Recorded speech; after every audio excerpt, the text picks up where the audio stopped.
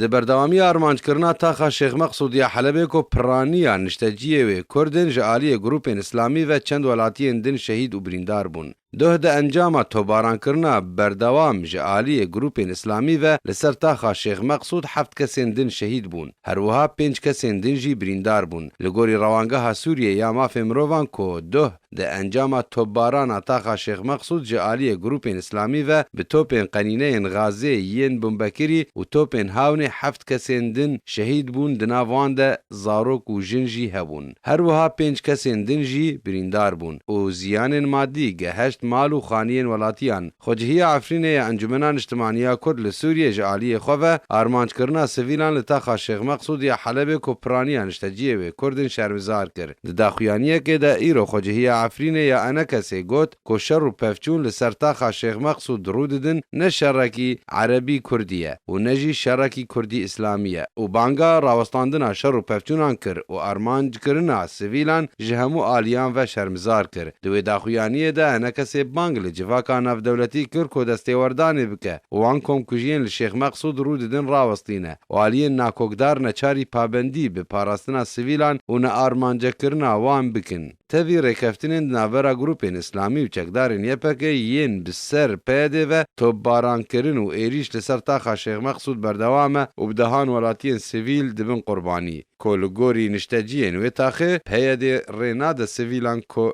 شیخ مقصود درکهون.